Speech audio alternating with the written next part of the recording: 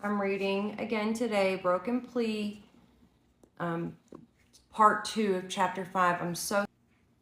I need to get better about reading my messages on here. I'm so terrible about that. I do apologize for that. I'm not intentionally or ignoring anybody. I did figure out who this person was that was commenting rudely, and I was like, oh, I know you from YouTube. All right. She's blocked on YouTube too. So I'm going to go ahead and start. It's part 2 of chapter 5, Broken Plea by Christopher Whitcomb. This is the Idaho4 case. This says the August effect. Hello, Alex. We're reading a book, Broken Plea by Christopher Whitcomb. Hello, Ben. Hello, Sarah. How are we doing this morning? Hello, Larry Jr. I know Larry. Okay. 10/9/2023. Dear Amanda YZZ. And if you have the book, part 2 of chapter 5 is 147, so it would be 149. It's not labeled for some reason, but in the abstract sense and via intuitive capacities, the August effect can be analogized, big word, to the gravitation of heart's promise until the green pastures ahead. Always in your heart. Okay, let me read this again.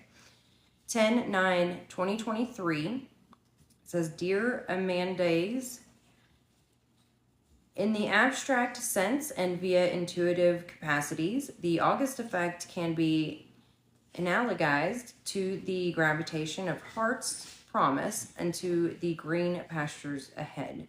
Always in your heart. Burns, Brian C. Koberger, letter to sister, Latah County Jail. Aw. Well, that's sweet. Little letter to his sister. Hey guys, we're reading the Broken Plea, chapter 5, part 2. Hello, JK and Mary. Okay, the Vampire Diaries. We're chapter 6. My bad. Vampire Diaries, Borg Black Balaclava. I always want to say baklava, so if I say that, I'm so sorry. Balaclava. No, I've never been diagnosed as dyslexic, but I have had many seizures. I've hit my head, and every time you lose words and stuff. So, hello, Regina, Deborah, Susan, Lolo, Janice. We're reading Broken Plea, Christopher Whitcomb, Idaho4. Let's get to it. Chapter 6, The Vampire Diaries, Borg Black Balaclava. Whatever happened inside 1122 King Road at 4 o'clock Sunday morning, only one survivor is known to have come face to face with the killer. According to widely scrutinized reports, Dylan Mortensen, a 19-year-old U of I sophomore, was standing in the doorway of her second-floor bedroom when a masked intruder, later determined by police to be Brian Koberger, passed within inches. In hopes of gathering additional information, law enforcement interviewed Mortensen at her residence in Boise 4 days after the crimes. Although the interview was recorded, and we will excerpt transcripts later, police saw fit to file supplemental 0003 paraphrasing statements. In the interest of clarity, it makes the best sense to read this report verbatim. 1. On November 17th, 2022, at approximately 12:05 p.m., myself, ISP Detective Victoria M. Gooch, and Moscow Police Department Sergeant Dustin Blaker interviewed Dylan Mortensen at her residence, redacted by author. The interview occurred with Ms. Mortensen's attorney present via computer, audio and video, Robin McPherson, an attorney in Moscow, Latah County, Idaho, with the law firm Sullivan Law Offices. 2. The interview was also audio recorded by me and Sergeant Blaker. The thumb drive of this interview was assigned tag number 22004172 in the Tiburon Case Management System on November 20th, 2022. The audio file of the interview had been downloaded onto the thumb drive on November 18th, 2022, and the thumb drive was maintained in my sole care and custody until entered into evidence on November 20th. Miss Mortensen stated the following. She is a sophomore at the University of Idaho studying pre-physical therapy. She has been a University of Idaho student for both years, freshman and this year. She had been residing at the residence where this incident occurred since August 2022. Her friend, Bethany, and she moved into the residence, and the other female roommates she knew through their sorority, Pi Phi. Maddie and Xana were, prior to this year, had also met Kaylee before, but Kaylee belonged to another sorority. She explained Kay was a senior in school. She described Xana as being a year older than herself, but she also described two additional friends, Emily Alante and Josie, but they were not residents in the house. Dylan explained Emily Alante introduced her to Xana last year. Both Miss Alante and Josie reside in the White's Apartments, an apartment complex on campus that houses sorority members. She described the layout of their residence and where each of their roommates resided. Paraphrased based on Dylan's description of their residence, when you walk in, there's a door, there's downstairs with the bathroom and Bethany's bedroom. When you walk into the door, there's a hallway with her bedroom and the kitchen and the sliding door, and upstairs is Kaylee's room and a bathroom, and Maddie's room. Xana is on the same floor as her bedroom. Initially, she was asked to describe what the girls did on the 12th of November, but she described there was a ball on Friday night, November 11th, a Pi Phi sorority ball, which she briefly attended. She explained that she started drinking at 4:30 p.m. on the 11th. She described the individuals at the ball, including her roommates, as well as Ethan and his triplet brother, Hunter, Emily, Josie, and her boyfriend, Lyndon, Jenna, Claire, Hayden, and Gideon. Yessie, Lisa, Matt, and Aaron, and their dates, who were Fiji, F-I-J-I, or is that Fiji? Fraternity members, Maddie Thornton, Lake, Lakeland, and Lake State, Hayden.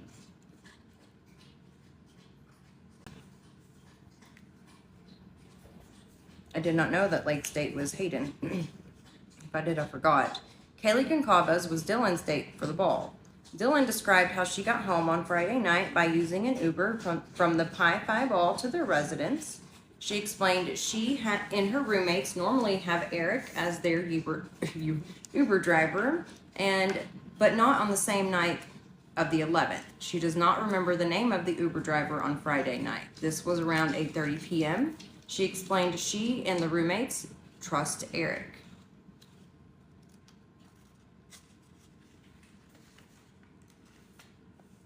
She advised the party initially transitioned to the White's Apartments, but she got bored and wanted to go home.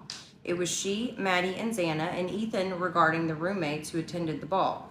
Eventually, a group from the Pi Phi event transitioned to Dylan and the other roommate's house, and there was a party that continued there until the early mornings of November 12th. That's Saturday. She requested to look at her cell phone during this point in the interview to verify the timeline. She was advised that she could use her cell phone to provide times during the interview. She advised the other individuals that came to the house on Friday night were Jenna. Initially, she said it was Hayden, but corrected herself to say it was not Hayden, but Zach, Jenna's twin brother, who came to the house, and Yessie, as well as herself. They were consuming large amounts of alcohol and playing music.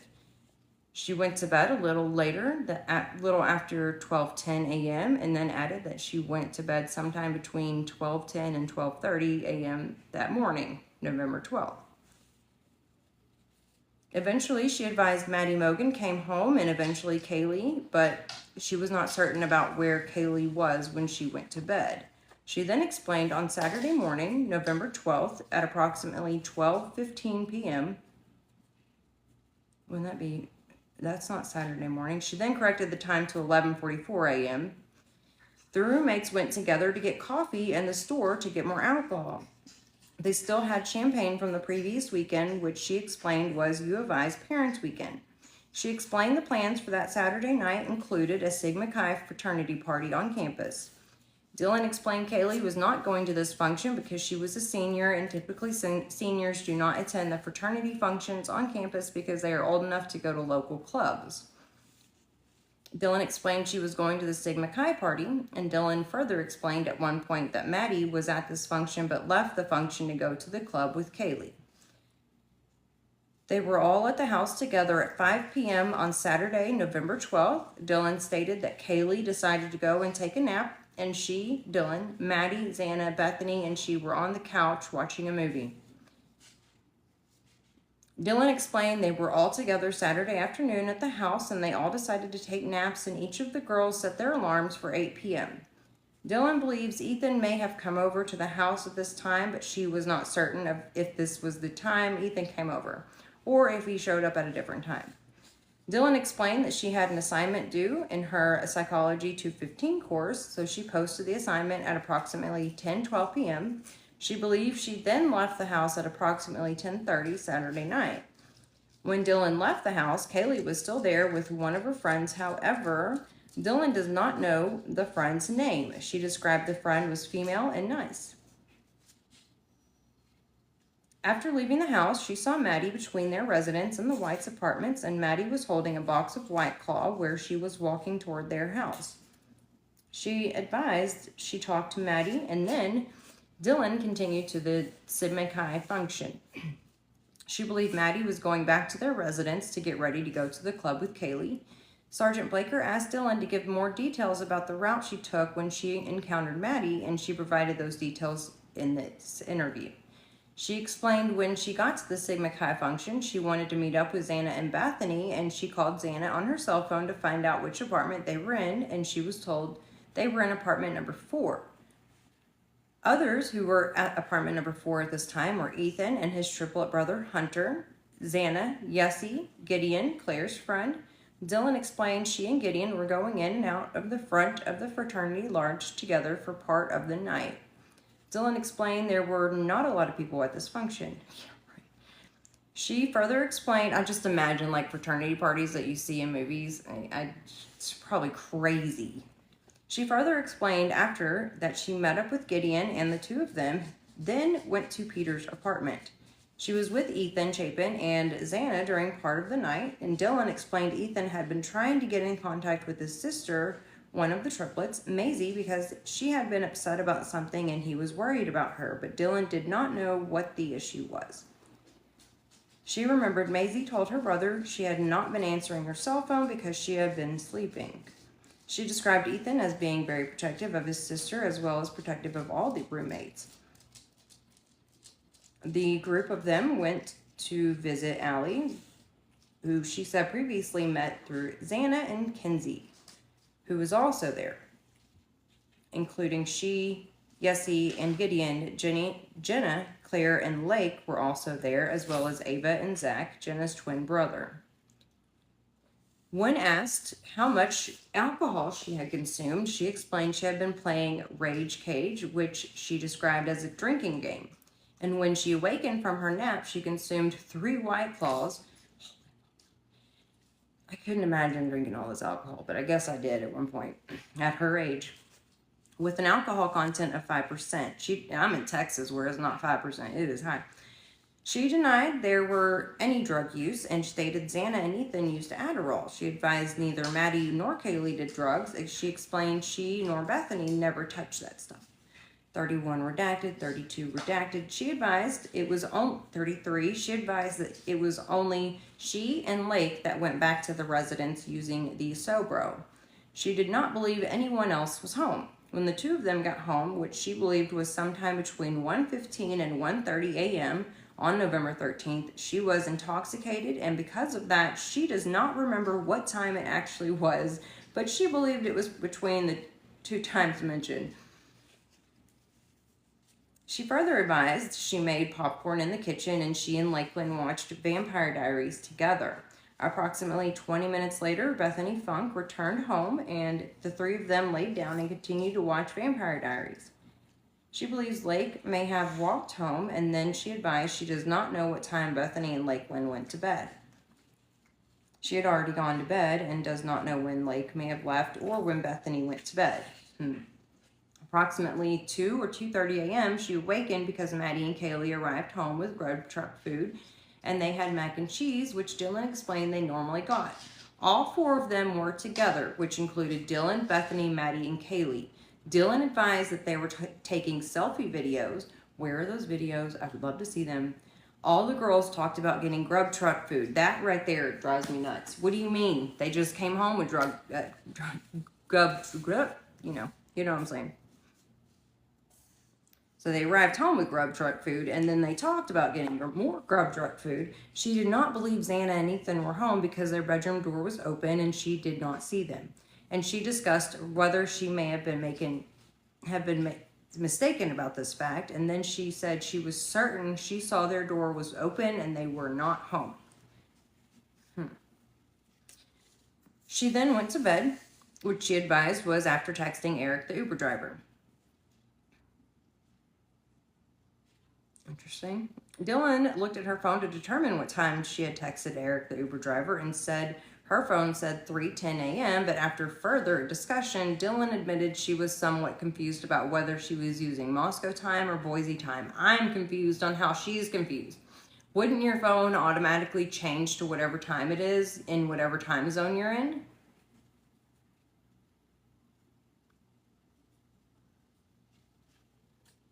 And Dylan explained that her timeline may be off by an hour because of the issue. Specifically during this interview referencing Boise time instead of providing the time it would have been in Moscow when these events were occurring on the 13th. Okay, she is in Boise. Scratch what I said. I'm sorry.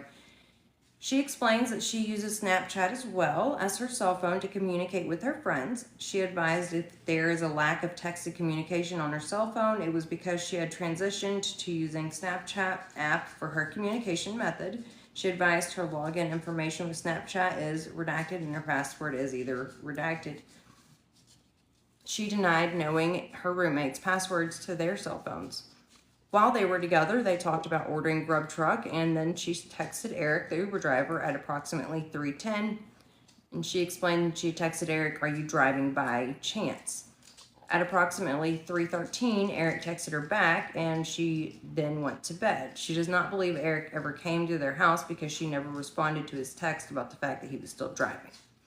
She advised Eric, the Uber driver, is in his 30s, married, and has one child. She advised all of the girls knew him and liked him.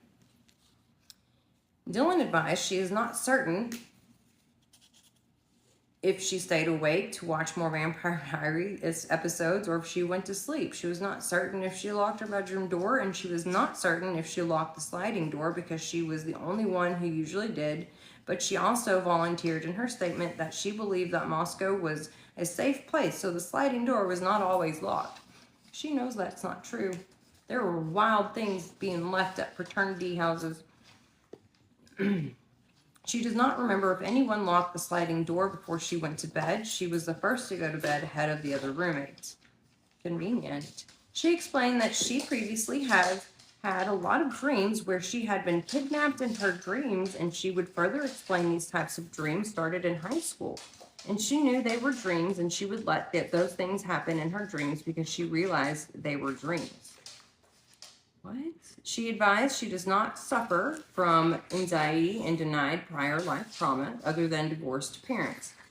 Dylan explained that she was awakened to a noise sometime between 4 and 4:20 a.m. Shh. She was asked to explain the amount of alcohol she had consumed before going to bed, and she again explained while she was playing Rage Cage, which included the White Claws part of Lake's board, and maybe 2 or 3 more drinks, White Claws, at Allie's house.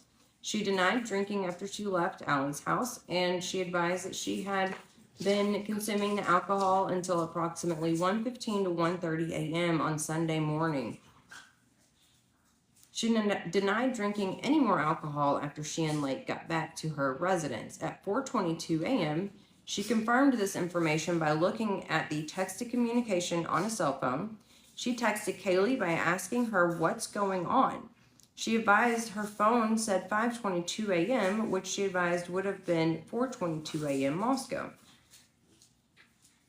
She advised around 4 a.m. or 4:20 a.m. that she heard Kaylee singing and playing music. She heard who she believed was Kaylee walking up the stairs.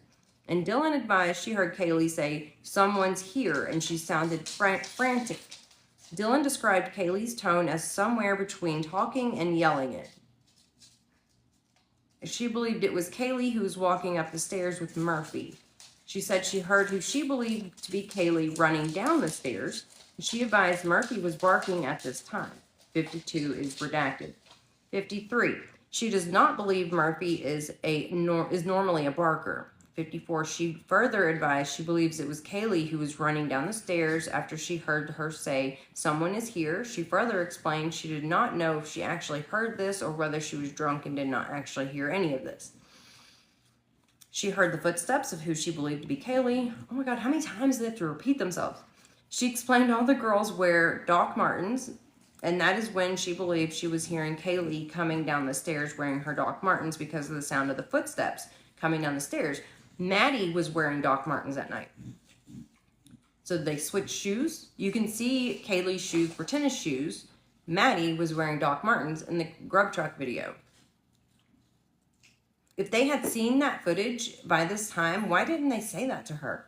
Anyway, Dylan, 55. Dylan called Bethany at 4:19 a.m., then Xana at 4:20, Kaylee at 4:20, and then Bethany again at 4:20. Dylan advised Bethany told her about seeing fireworks. She texted Bethany a last time at 4:27 a.m. before she went to Bethany's room. Dylan then explained when she first opened the door, and she said she did not see anyone. The second time when she opened the door, she heard who she believed to be Kaylee crying, and Dylan believed Kaylee was in the second floor bathroom. She then heard a male voice, which she stated she had never heard before, say, "It's okay, I'm going to help you." Dylan believed the unidentified male was in the bathroom and with the person who was crying. She does believe it was Kaylee who was the one that was crying. And Dylan stated that now she has gathered additional information and now believes it was probably Xana who was crying. At the moment of hearing the crying, she stated she believed it was Kaylee who was crying. Oh my goodness. She advised she knows the male's voice was not Ethan's voice. So let me go back. After she has gathered additional information, why did they ask what that additional information was? She now believes it was probably Xana who was crying. Maybe because of where their bodies were found. I don't know. And it was not Ethan's voice. 58. She described the last episode of Vampire Diaries, and she remembered it was two males rescuing a female. She explained it was not violent. She advised the male figure in the last episode was wearing all black, but Dylan explained that was normal for the series. She is not certain whether she heard Murphy barking during the first time she opened the door, but she advised it was possible he was barking, but Murphy was moving away from the house. She described Murphy was a puppy, and Dylan had just met him in August. She could not describe Murphy as being skittish. She advised that she opened and closed her door a total of 3 times, and the 4th time is when she left her bedroom to go downstairs to Bethany's bedroom. 61. Dylan advised she continued to call and text her roommates, but received no answers. You're in the same home. Why didn't you just go check? She provided the time she called and texted her roommates, and the time span she advised would have been between 4:20 to 4:27 a.m. She advised she never thought about an intruder, and in her mind, she stated she was not processing what was occurring as threatening. She advised she believed the male was directing his conversation at who she believed was Kaylee. She advised she did not believe the male was directing that statement to her. In discussing why the offender did not harm her, it was discussed that it was possible that the male knew her and wanted to protect her. Always gets me. And she said she understood that was possible, but she denied knowing who the suspect was. Your boyfriend? Maybe your boyfriend? I don't know. Speculation. Allegedly. I wasn't there. I don't know. Dylan further explained she Snapchatted Ethan, but received no answer from Ethan. Dylan thought Ethan was still either at Sigma Chi or was at home, and she was not certain. The 3rd time Dylan opened her door, she said her vision was blurry or fuzzy, but she advised that she saw a figure of someone that was dressed in all black and they were masked. He was holding an item of what she initially perceived was a vacuum, but she said that it did not make sense to her. She described the suspect as not being muscular, but being skinny and toned like a basketball player. Does Brian look like a basketball player to you? She further described him as being taller than her, 5'10", framed by at least 3 inches, so he would have had to been 6 inches in height. She advised he had to have heard her call Kaylee and Xana, and she thought he would have had to have heard her calling for them, and she was confused as to why he did not come to her room. She described the item the suspect was holding, which she advised was like a cylinder, and she remembered a cop talking about about a bow, so she was trying to ascertain if what she saw was in fact shaped like a bow and arrow. Dylan further stated that she thought that maybe it was a firefighter because of what Bethany told her about seeing a firecracker. She advised he would have been approximately 3 feet away from her, and she believed she saw him walking out the back sliding glass door. He had looked at her before walking out the back door, and she was not certain if he could see her whole body or just her head. 67. At 4:22 a.m., then Dylan corrected her time and stated that at 4:23 a.m., she advised she texted Bethany, and they conversed about someone wearing all black, and Bethany said something to the effect of, "What the fuck? Why is Xana wearing all black?" Dylan explained she was not certain if she had been dreaming this or if it was real. Dylan explained she saw the suspect holding something she believed to be a cylinder shaped and also shaped like a triangle at the bottom of the cylinder shape. You mean like I live in Texas, we shoot things, we shoot targets and hunt and stuff, you know, that to me sounds like a rifle. And also shaped like a triangle at the bottom of the cylinder shape. She advised the suspect was approximately 3 feet away from her, and he looked at her, but he was walking out the sliding door, and when she saw him, she said she saw his eyebrows. Actually, if you hear the recording, they asked her, "Did you see his eyebrows?" At approximately 4:23 a.m., she texted Bethany to tell her that she saw a masked suspect in the house. 70. Bethany responded at approximately 4:25 a.m., telling her to come to her, Bethany's bedroom, and that it's better than being alone. Dylan then left her bedroom after opening her door the 4th time and ran to Bethany's bedroom downstairs. This to me sounds like they knew what was happening, but they were scared of what was happening, and Bethany's like, you know, just come down here. They're not going to get you. Just come down here. It's better than being alone, right?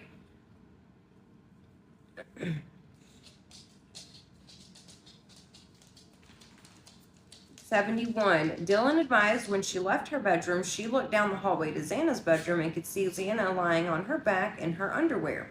But she thought at the time Xana was passed out. Dylan stated she never went into Xana's bedroom and she could only see Xana from the hallway as she was running to get to Bethany's bedroom.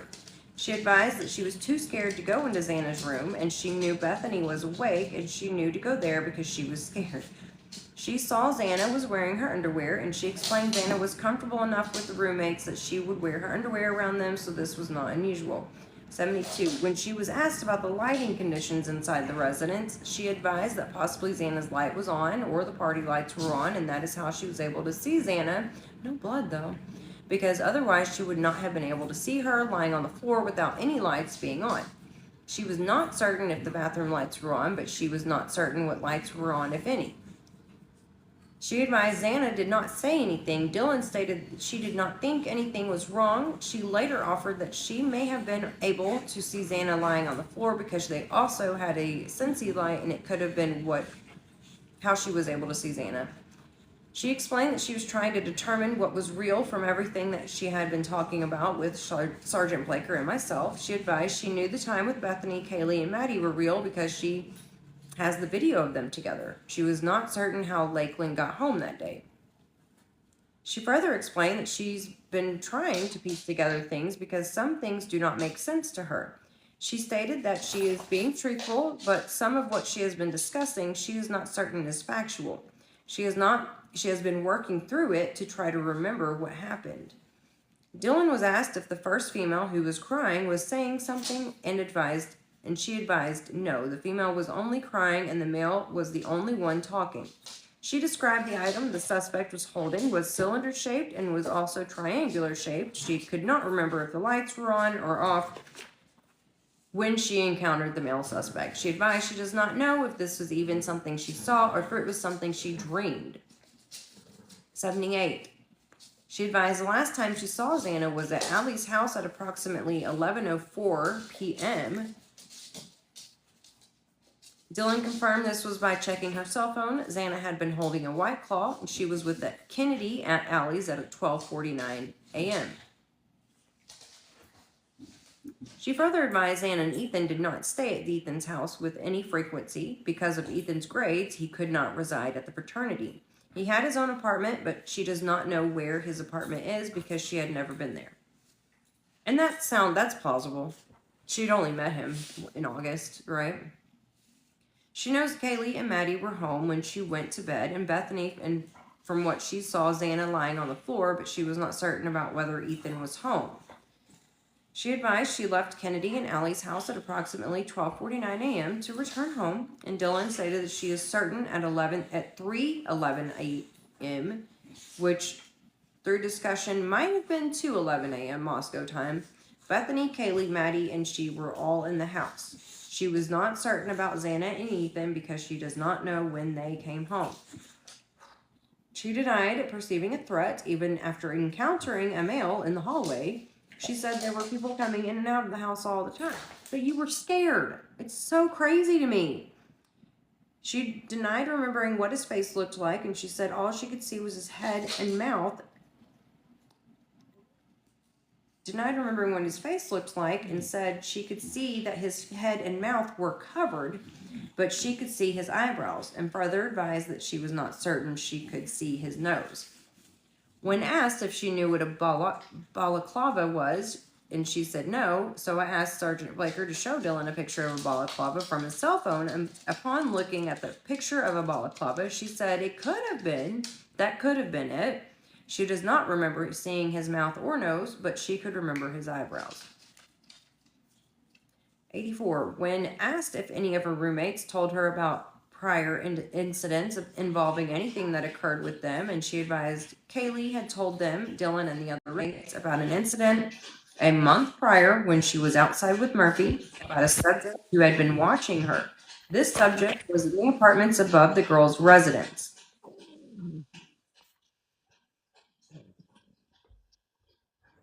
What? This subject was in the apartments above the girl's residence. 85. Dylan further explained that 2 or 3 weeks ago, while at Winco, Kaylee told her about a male subject who followed her from the Winco store all the way to Kaylee's car. Even when Kaylee went to leave, the subject was standing by Kaylee's car. Also, 2 or 3 weeks ago, all of the roommates went to Starbucks together, and when they got home, their front door was wide open, and they do not believe it had been opened when they left. She explained there were prior issues with the front door, so she said it was possible the door opened because there had been a snowstorm, and she explained possibly the wind caused the door to open. Also, when she got home, the washer was going, which she described was not unusual, but this also concerned her. She explained because of these things, they went to get Ethan's golf clubs to protect themselves when they searched the house. Dylan explained weeks prior to the 13th, Kaylee told the roommates she heard a woman scream, but no one else heard it.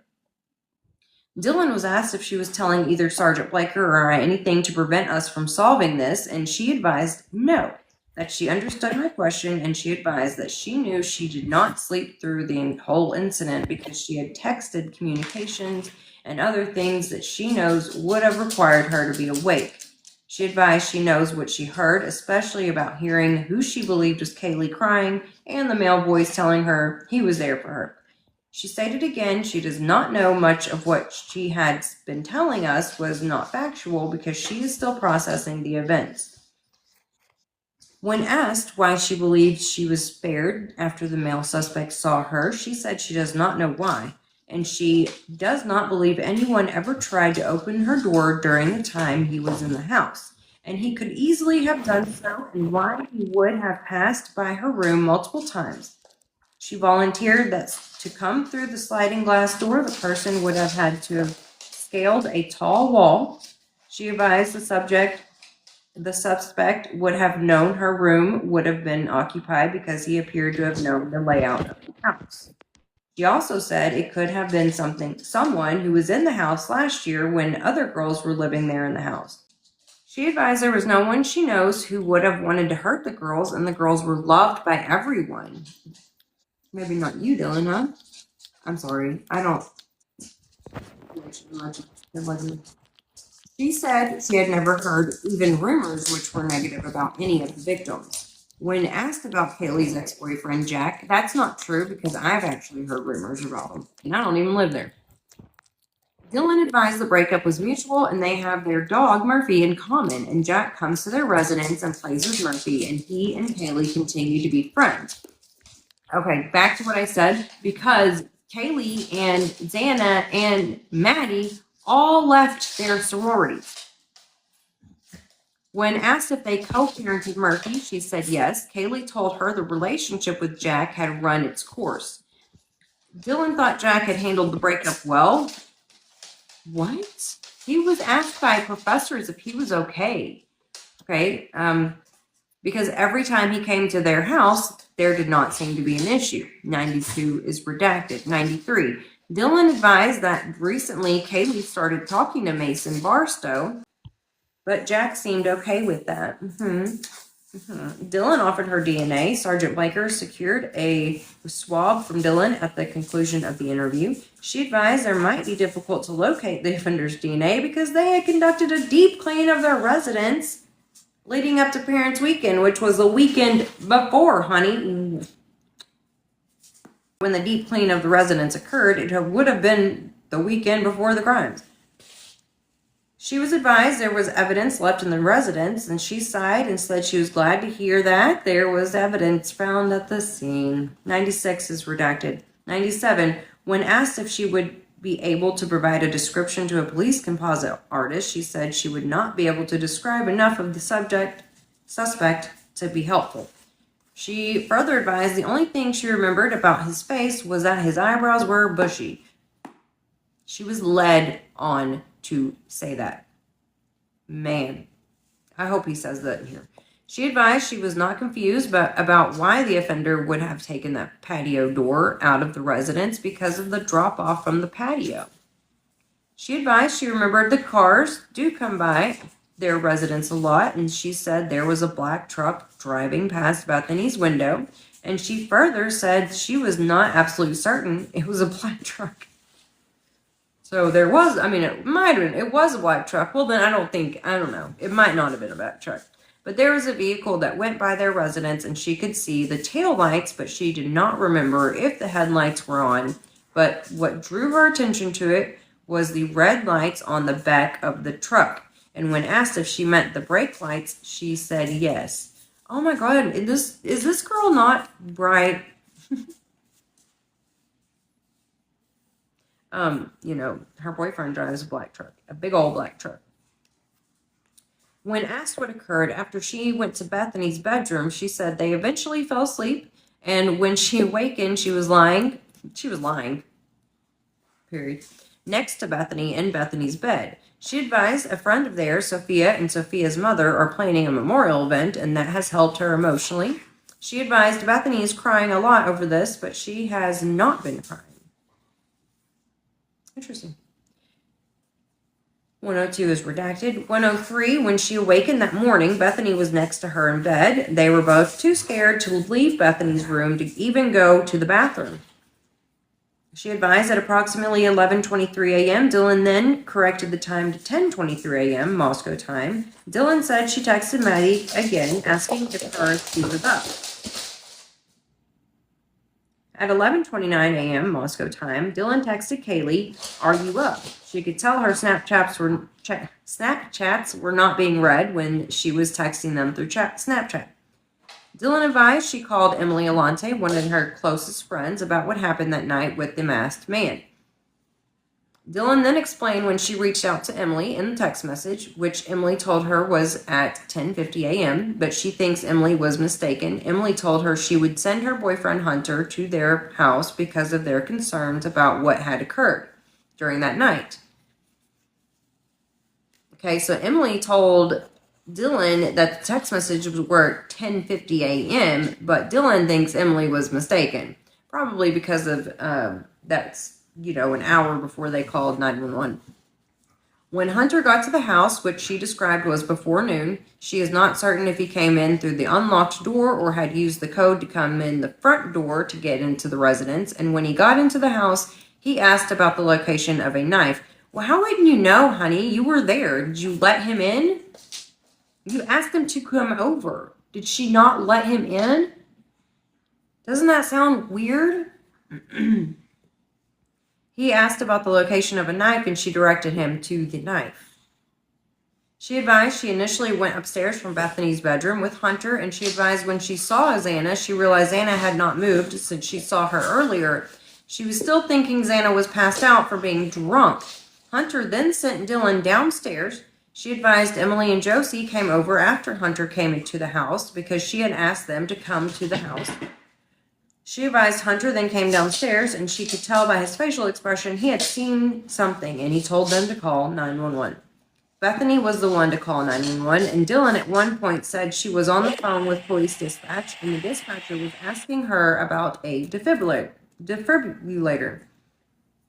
They told dispatch there were people unconscious.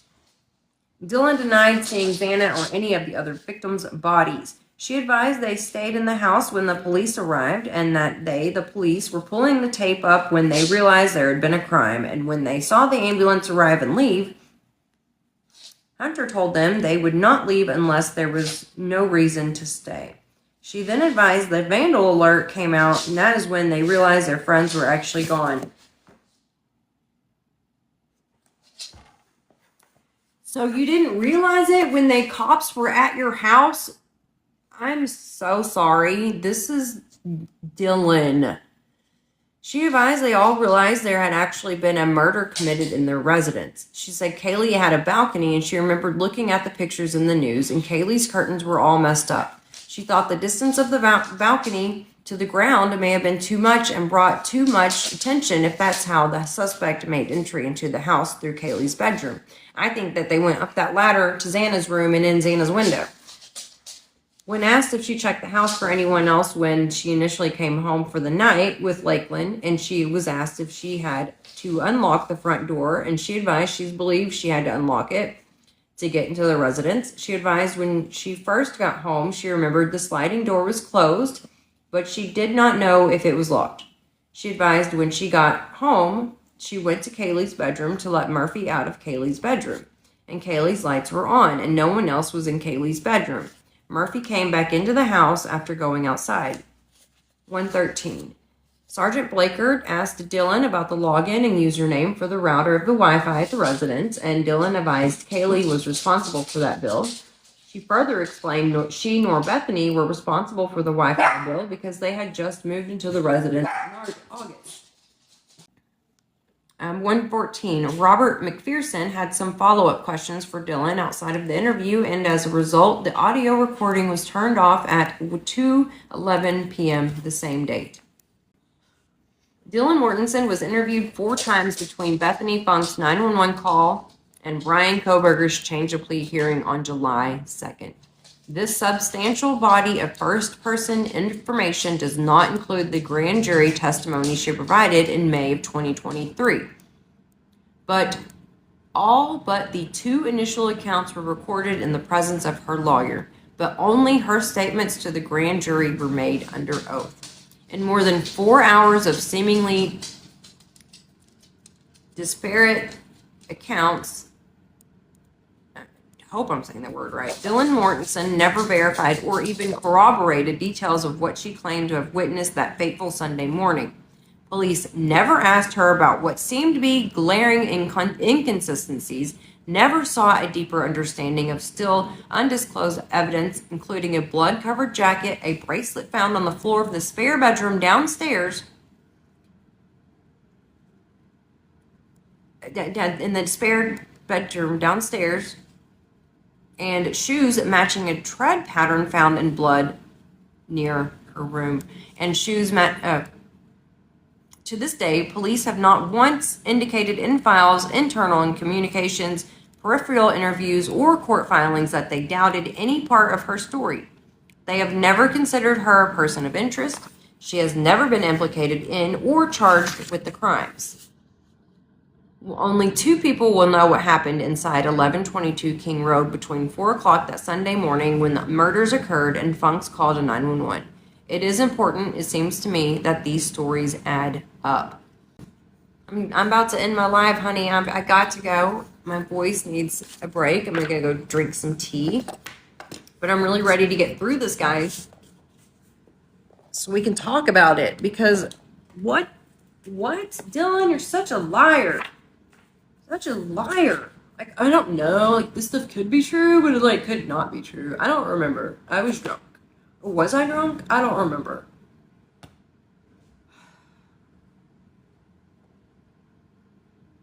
My little chihuahua is humping my big boxers. I don't trust Dylan at all. Not one bit. Okay, I gotta take a break and rest my voice. I love you guys. Thank you so much for being here.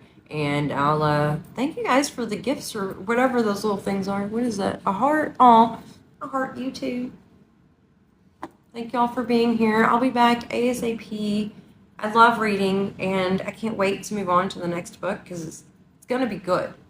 It's going to be good. It's called Yesteryear, and it's about an influencer who is pretending to live in like the Little House on the Prairie days, a pioneer woman, and she, I guess, gets in an accident or something, and she hits her head, and she wakes up, and it's 1855, and she's like, you know, WTF, I'm getting out of here.